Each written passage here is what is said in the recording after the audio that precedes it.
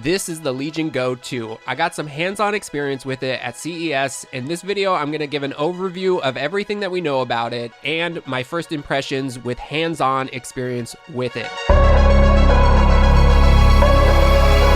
The Legion Go 2 is kind of ticking off all the boxes.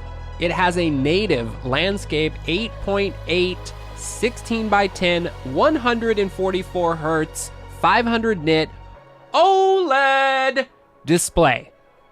Oh my gosh. That's literally perfect, other than if you don't want that big of a display. But if you want a big display, there's literally nothing else you could want. Some people might start complaining that they lowered the resolution, but in my book, that was a smart move. They should have never had such a high resolution in the first place. It's fine. It's going to be great.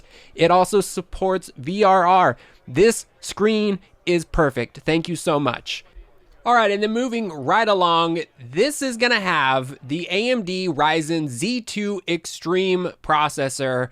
And that just means yummy goodness for everybody. The Z1 Extreme is phenomenal, and I can only expect that the Z2 Extreme is also going to crush, and it's going to be an amazing flagship opportunity for handhelds 2025. Now, I don't know what the lower variant is going to be. Is it going to be the Z1 Extreme? Is it going to be the Z2 Go? Is it going to be, who knows? They're not exactly explaining this whole lineup of what they're doing with their processors and how they're shipping their Windows version of the S with the Go 2, but later in the year, they're going to ship the Windows version as well with the Z1 Extreme as an upgrade path. So you're getting last year's flagship in this year's flagship. I don't know. It's all very confusing, but that doesn't matter. We're talking about the Legion Go 2, and it's going to have something, and then the beefiest version is going to be the Z2 Extreme. Love to see it.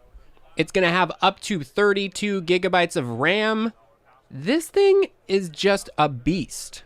I didn't get the version 1 because I knew that the version 2 was going to be just so good. And this has everything I could ever want in this device, including a 74 watt-hour battery. Yes, please, thank you. I'm actually pretty curious to see if the 74 watt-hour battery in this device with an OLED screen, and if the Z2 Extreme processor is maybe going to be a little bit more efficient. I don't know. We will see. But will this battery perform as well as the ROG Ally X's 80 watt-hour battery? I'm very curious to find out. But in terms of specs, this device is what I am most excited about, at least as far as what we know is coming in 2025. I think this just really helps set the stage with that OLED, that bigger battery, that Z2 Extreme, 32 gigs of RAM. Just like everything about this is flagship. So thank you so much, Lenovo. This is beautiful. This is what we want more of. I'm very excited about it. Okay, that's everything about the specs that I'm going to get into. This is a prototype, so we don't totally know everything about it, and in fact they didn't even let us play any games at this specific booth. I did see quite a few other people went somewhere else and they were actually able to get some hands-on experience playing games on this, but to be very honest, it really doesn't matter at these conventions. They don't really let you test out what's going on. They keep it pretty sheltered, especially on these prototype devices. With that said, I spent ample amount of time sitting here, looking at it, feeling it, pulling the controllers off, feeling it, and getting a sense of what I think about it, and if I am going to consider maybe buying one of these. I came into this thinking for sure I was going to want to buy one of these devices, but then after playing around with it for a while, I kind of started being like, do I really want this big of a handheld device? I am still torn. It's incredible, amazing. If you're holding another handheld device and being like, man, I wish it was bigger, there is no question. This is it. It is amazing. But for me, I was like, oh my gosh, this is incredible. But why would I want such a large handheld device? I'm still grappling with it. I am absolutely not opposed to it. Let me be very clear. This thing is freaking awesome. Honestly, one of the best handhelds that was shown at CES. And it did not get very much love. I think it's because it is a beta version and everyone wanted to talk about the Legion Go S and SteamOS because that's a big deal. But in terms of specs, quality, and all the other good things, this is the handheld to be paying attention to. Okay, that's enough of me debating if this is something that I actually want or not. Now let's just talk about my first impressions holding this device, getting to kind of thumb around and use it and pretend that I was enjoying gaming on it. In terms of ergonomics and how it feels in the hands, it actually feels deceivingly light because it is actually heavy. But somehow they've made the ergonomics on these newer controls, and then I think it's the weight distribution on the size of the device. You hold it and it feels really light. And I think maybe also the controllers are incredibly light. So when you pick it up on the ends, it feels like a feather, and all that weight in the middle kind of starts to dissipate across all the surface level of your hands across these massive, beautiful controllers. I know some people have a problem with all the buttons and everything. I'm not sure that would be a problem for me. Not to mention, I'm pretty sure you could just probably get some software and disable these buttons if they're really that big of a deal. But to me, the buttons are fine. The feel of it is actually wonderful. I was having some problems like deattaching the controllers, but I think that is a user error.